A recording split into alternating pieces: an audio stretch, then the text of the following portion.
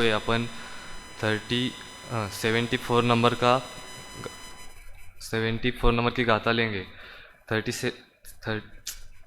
73 number की गाथा का एक बार पाठ करेंगे।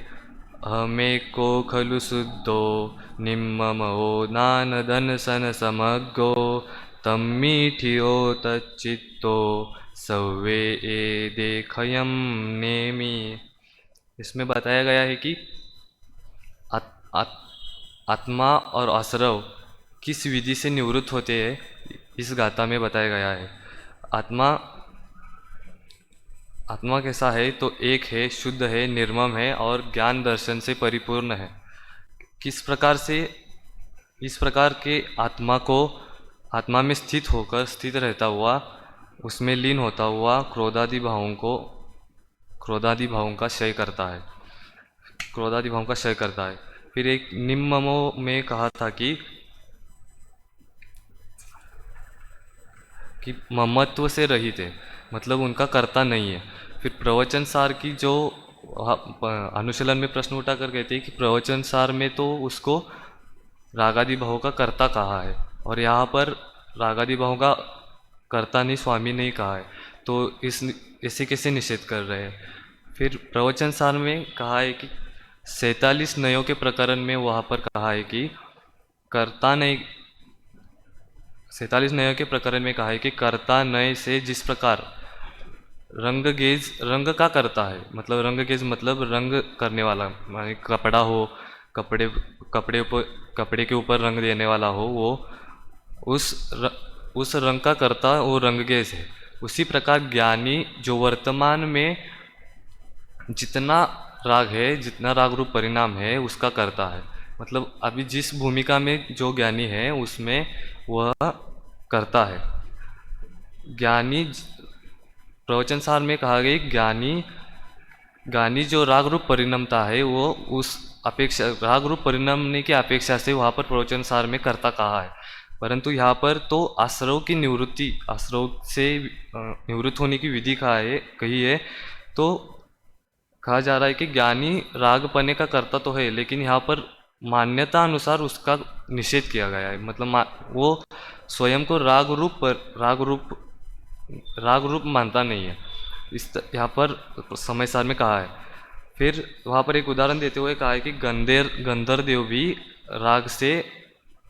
राग रूप परिणमते हैं, परंतु उनको अपना नहीं मानते, वो पूर्ण उससे निवृत्त होते, अपना स्वामी नहीं मानते।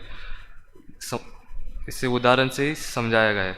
जब ये राग रूप परिणाम तो होते रहेंगे, क्योंकि जब तक पूर्ण वितराग दशा नहीं आएगी, पूर्ण सर्वज्ञता मतलब सर्वज्ञ जब तक नहीं बनेंगे, तब तक तो व्यवहार के कारण विकल्प तो राग रूप होंगे, परंतु जो धर्मात्मा है तो धर्मात्मा उसे वैसा नहीं मानता, स्वामी नहीं मानता, क्योंकि इनका करता तो हो लेकिन मानता नहीं है। वे विकल्प मेरे कर्तव्य है, करने योग्य है, ऐसी मानकर उसका स्वामीपने से परिणमता नहीं है और आश्रव से दूर होता है। तो आश्रव से दूर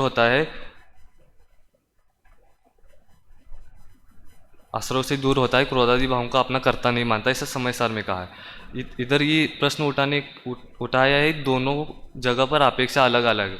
वहाँ कर्ता नहीं की अपेक्षा से वहाँ पर कथन किया है, और यहाँ पर आश्रव भावों से निवृत्ति करने का हेतु से यहाँ पर अकर्ता कहा है। फिर ये जीव क्या करता है तो कि आश्रव से निवृत्त होना चाहता है, तो आत्मा में स्थित होता है, आत्मा में लीन होता है और स्वयं में ही जम जाता है। फिर जम जाता है, विज्ञानगण होता जाता है। फिर अनुशीलन में एक प्रश्न उठाया है कि विज्ञानगण होते जाने का क्या आशय है।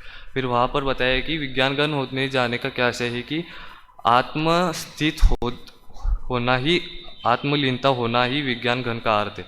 इसकी चर्चा आगे की गाथा में करेंगे आगे की गाथा में विस्तार से करेंगे कि आत्मा जितना आश्रव भावों से दूर होता है उतना विज्ञानगण बनता जाता है। जितना उस आश्रव भावों से निवृत्त होता है, जितना जो दूर जाता है, उतना विज्ञानगण बनता जाता है। यहाँ पर जो आश्रव भावों से निवृत्ति होती है, उसकी विधि बताई गई है, वो कितनी सरल है, लेकिन हमने उसे क्या माना है कि कठिन माना है। कैसे कठिन माना है कि अज्ञान के कारण आप उस आश्रव भावों को जाना नहीं है, सिर्फ ये किया है, तो अभ्यास अनाभ्यास के कारण उनको कठिन माना है। एक बार हमने तो इसमें एक बार हम इस स्वयं स्वयं के पुरुषार्थ पूर्वक आत्मा में लीन होंगे, तो स्वयं पुरुषार्थ पूर्वक वो आत्मा में लीन होते ही आश्रव भाव नष्ट हो जाएंगे, आश्रव भाव नहीं रहेंगे। इसी को अगली गाथा में अशरण, अध्रुव, अनित्य इन विशेषताओं से समझाया गया है कि इस गाथा में जिस प्रकार स्पष्ट किया है कि आत्मा अपने में एक है, शुद्ध है, निर्मम है, ज्ञान दर्शन से परिपूर्ण है। आत्मा ऐसे जो आत्मा है उसमें स्थित होता है, लीन होता है, वही आश्रव से सहज निवृत्त हो जाता है, आश्रवों से निवृत्त हो जाता है। इस तरह ये 2 पॉइंट थे। अब हम अगली गाथा में जो बताए अगली गाथा को देखें तो पिछली 73वीं गाथा में आश्रव और आश्रव आश्रव से निवृत्ति की विधि बताई गई है। और यहाँ पर एक प्रश्न उपस्थित करके इस गाथा में कह रहे कि आश्रव नहीं, आत्मज्ञान और आश्रव इन दोनों का समकाल कैसे हो सकता है। समकाल कैसे हो सकता है कि आश्रव को जानते ही अपन उससे निवृत्त होते ही दोनों का समय ये कैसे हो सकता है। तो इस गाथा में उसकी चर्चा है। गाथा का पाठ करेंगे एक बार। जीवनी बद्धाए दे अदु अनिच्चातहा असरनाय दुःखा दुःख फलतीय नादून निवत देते हिम। यहाँ पर एक शब्द आया है एदे। एदे जो शब्द पिछली गाथा में भी आया था, जो एदे मतलब होता है, एदे मतलब होता है यह आश्रव। आश्रव जो भाव है इसकी चर्चा लेते हुए कह रहे कि यदि मतलब ये आश्रव कैसे है कि जीवनी बद्धा, जीव के साथ बंधे हुए, जीव के साथ बंधे हुए। तो जीव के साथ कैसे बंधे हुए हैं। हमने उन्नत कर्ता कर्म का अधिकार के प्रारंभ में पढ़ा जाना था कि 3 प्रकार के संबंध होते हैं। 3 प्रकार के संबंध होते हैं। पहला संबंध होता है ज्ञान और आत्मा का, जो वो संबंध होता है वो तादात्म्य संबंध होता है। आत्मा क्रोधादि भाव जो वो संबंध होता है वो संयोग सिद्ध संबंध होता है। कर्म आत्मा इनका जो संबंध होता है तो वो एक क्षेत्र होगा संबंध होता है। फिर यहाँ पर जो आश्रव भाव है, जीव के साथ निबद्ध है, वो कौन सा संबंध होगा। संयोग सिद्ध संबंध होगा। संयोग सिद्ध संबंध होगा। जीवनी बद्धा मतलब जीव में निबद्ध है। जीव निबद्ध कह रहे कि किस जीव की बात है, स्वयं अपनी बात है, मतलब मैं जीव और उसके साथ जो निबद्ध है अपने क्रोधादि आश्रव भाव। फिर उन दूसरों की बात नहीं है कि दूसरा किसी ने तो एक ये पाप किया, पाप रूप परिणमित हुआ, क्रोधादि रूप परिणमित हुआ, उस दूसरे के आश्रव की बात नहीं है, अपने स्वयं की आश्रव की बात है। फिर वो आश्रव कैसे है कि अध्रुव मतलब अध्रुव है, अनिच्छा मतलब अनित्य है, असरनाय मतलब अशरण है, और दुखा दुख फलतीय मतलब दुख रूप है, दुख रूप फलते हुए है। फिर इस तीय मतलब होता है इस प्रकार नादून मतलब जानकर, किसको जानकर, आश्रव भाव को अध्रुव अनित्य अशरण इस रूप जानकर निवत्त दे मतलब निवृत्त होता है। इस प्रकार इस गाथा का अर्थ है, मतलब जो आश्रव को जानता है, आत्मा को जानता है और निवृत्त होता है, इन दोनों का समकाल है, एक ही समय में ये दोनों कार्य होते हैं, ऐसा इधर कह रहे हैं। फिर इस उदाहरण के माध्यम से समझे कि जो नाग सांप होता है, नाग सांप कहते हैं कि ना, तो नाग सांप डसे तो कोई पानी नहीं मांगता, वैसे ही जो नाग सांप डसते ही वो मनुष्य मर जाता है। वैसे ही आत्मा, आत्मज्ञान, आत्मा का स्वरूप जानते ही उस क्रोधादि भाव नष्ट हो जाते हैं। और एक उदाहरण दे तो बिजली की तार होती है, अपन उस बिजली की तार को टच करते ही अपन अपन मर जाते हैं। टच करते ही मतलब जैसे टच किया वैसे ही अपन मर जाते हैं। मतलब क्रोधादि रूप आश्रव भाव है उनको नहीं, आश्रव को जानकर उससे निवृत्त होना, मतलब आत्मा में लीन होना, स्थित होना होते ही उन आश्रव भावों से अपन निवृत्त हो जाते हैं। इस तरह ही यहाँ पर ये स्पष्ट कर रहे हैं कि आश्रव भाव और आश्रव भाव को जानते ही उनको उनसे निवृत्त हो जाते हैं। फिर एक बार अपन इस गाथा का पाठ करके सामान्य अर्थ नीचे से पढ़ेंगे। जीवनी बद्धाये दे अधु अनिच्चातः असरणाय दुःखा दुःख फलतीय नादो न निवर्तते हिम। कह रही कि ये आश्रव भाव जीव के साथ निबद्ध है, अध्रुव है, अनित्य है, अशरण है, दुख रूप है और दुख के रूप में फलित होते हैं, दुख के कारण है, ऐसा जानकर अज्ञानी उससे निवृत्त होता है। ऐसा कह रहे कि इसको इस तरह से एक तरह से समझे कि 12 भावनाएं, 12 अनुप्रेक्षा है। अनुप्रेक्षा मतलब होता है ना पुनः पुनः चिंतन करना। तो 12 भावनाओं के जो शब्द है, जैसे अनित्य है, एकत्व है, अन्यत्व है आदि जो शब्द है, उनको लेकर के इस गाथा में आश्रव भावों पर लगाकर, आश्रव भावों पर उन शब्दों को लेकर के, सिर्फ शब्दों को लेकर के इन आश्रव भावों पर लगाकर उनको समझा रहे कि ये 5 आश्रव भाव से, ये आश्रव भाव की 5 विशेषता है।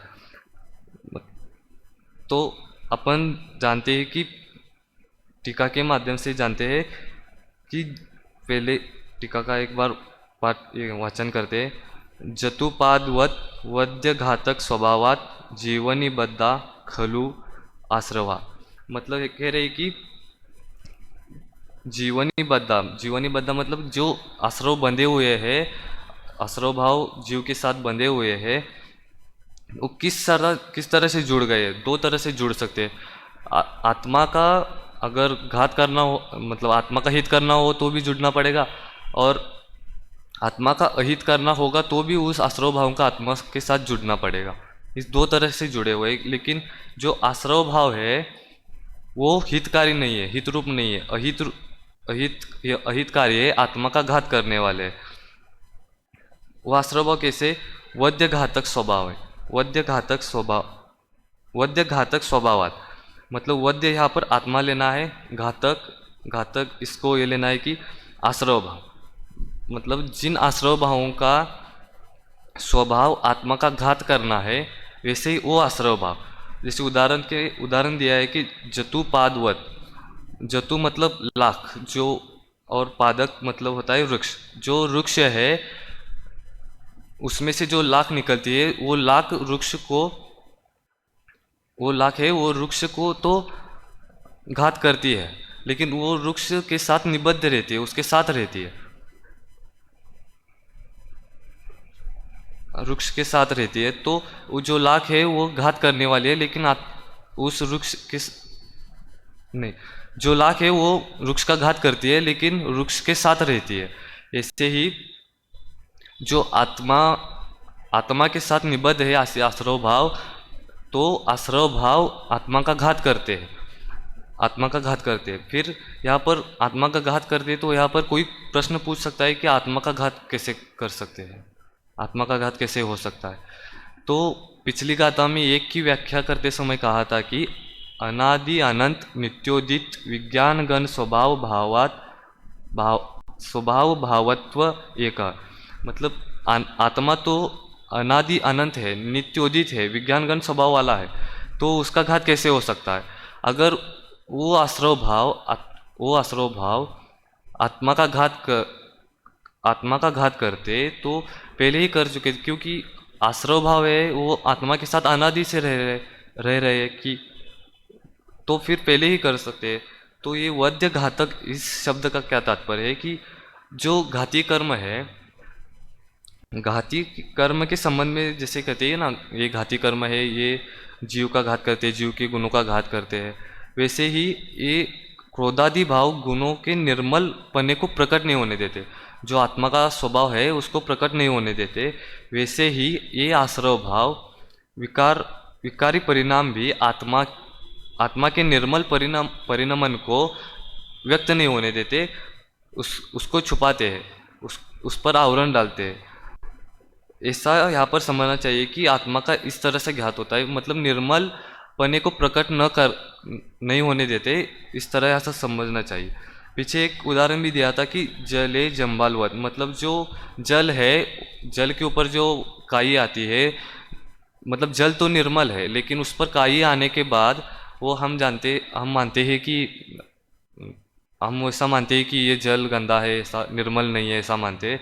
उसी तरह जीव के परिणाम है, जो जीव के परिणाम मोहादिक से निर्मल स्वभाव को व्यक्त नहीं होते, मतलब जीव के परिणाम तो शुद्ध है लेकिन उसमें मोह राग द्वेष आदि होने से निर्मल स्वभाव है वो व्यक्त नहीं होता।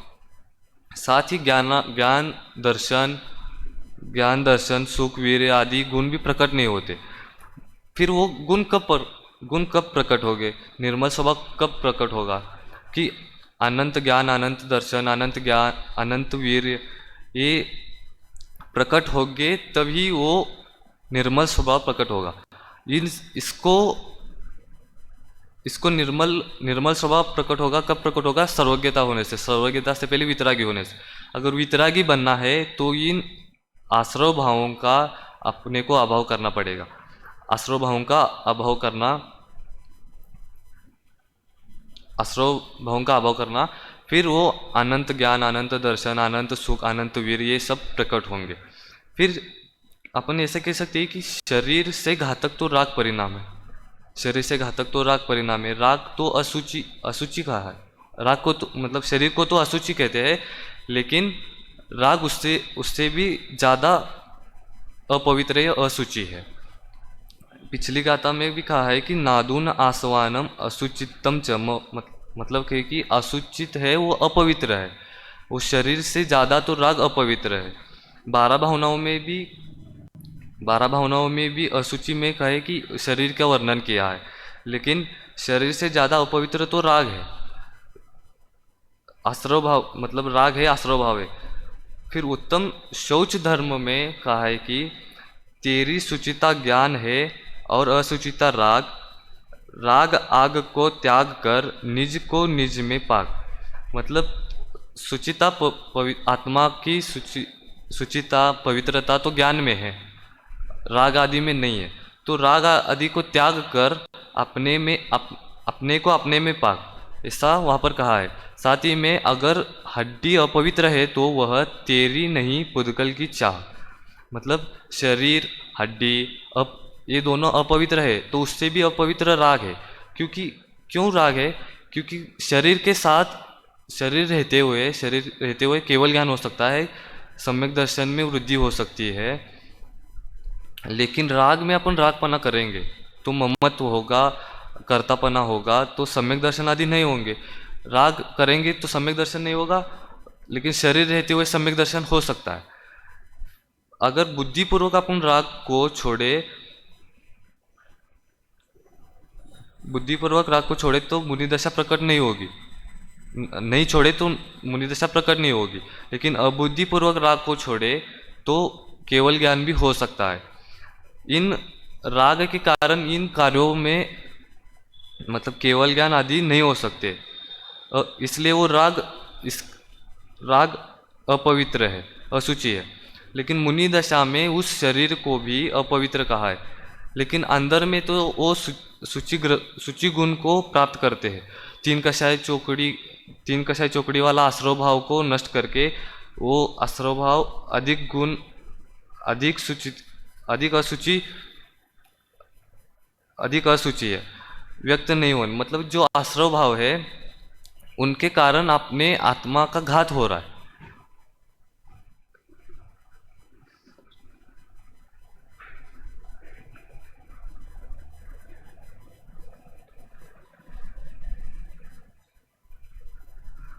मतलब अपन शरीर रहते हुए भी अपन आश्रव भावों को छोड़ करके आत्मा में लीन हो सकते हैं। फिर आगे कहा है कि आश्रव भाव कैसे है? ननु पुनः अविरुद्ध स्वभावात भावात जीव एव। मतलब कि यह आश्रव भाव जीव से निबद्ध भले है, जीव के साथ रहने वाले आश्रव भाव है, परंतु अविरुद्ध स्वभावात, अविरुद्ध जिस जीव के साथ जीव से विरुद्ध स्वभाव वाले हैं। यदि जीव से विरुद्ध है, जीव के स्वभाव से विरुद्ध है, जीव से स्वभाव से विरुद्ध है, तो जीव होते परंतु अविरुद्ध स्वभाव का अभाव है। अविरुद्ध स्वभाव का अभाव है, इसलिए ये जीव का विरोधी है। मतलब जीव जैसा नहीं है। जीव के साथ रहते हैं तो जीव बन जाते, फिर वो आश्रव भाव जीव रूप जीव जैसा स्वभाव होता आश्रव भावों का, तो वो जीव बन जाते। तो वो जीव आश्रव भाव जैसा जीव आश्रव भावों का जीव जैसा स्वभाव नहीं है, इसलिए वो दोनों अलग अलग है। घात करने वाला है तो आश्रव भाव घात करने वाला है, तो स्वभाव रूप कैसे होगा? इसलिए विरुद्ध है, स्वभाव से विरुद्ध है। इस जीव ने इसलिए ये जीव नहीं है। मतलब क्रोधादि भाव इसलिए जीव नहीं है कि क्रोधादि भाव इसलिए जीव नहीं है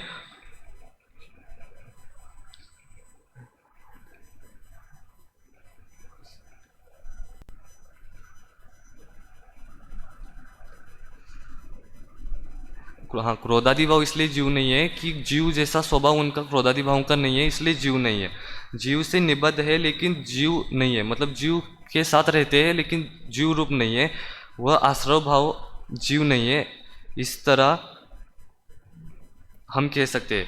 फिर उन आश्रव भावों को इन पांच विशेषताओं के माध्यम से कहा है कि वो आश्रव भाव अध्रुव है, अनित्य है, अशरण है, दुख रूप है, दुख रूप फलित होते हैं।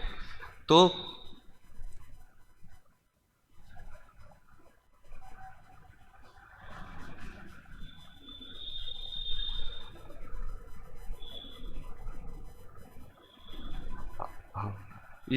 इस पांच विशेषताओं से वो ज्ञानी जानता है कि ये पांच विशेषता रूप ज्ञानी जानता है कि ये आश्रव भाव अपने नहीं है, ये अपने करने योग्य कार्य नहीं है। अपने आत्मा में लीन होना, स्थित होना ही एक अपने करने योग्य कार्य है। ऐसे ही हम आत्मा में लीन हुए इसी मंगल भावना से।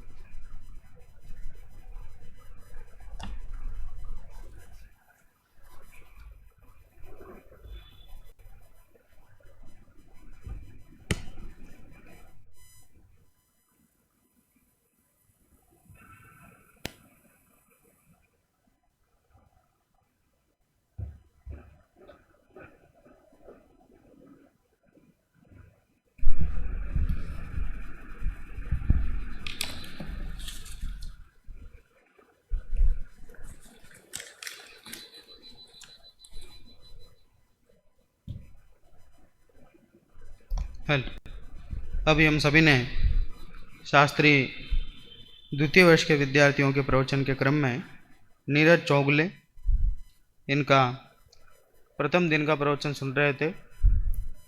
समय सार की 73वीं गाथा जिसकी चर्चा विगत वक्ता के माध्यम से करने के बाद कुछ रह गई थी,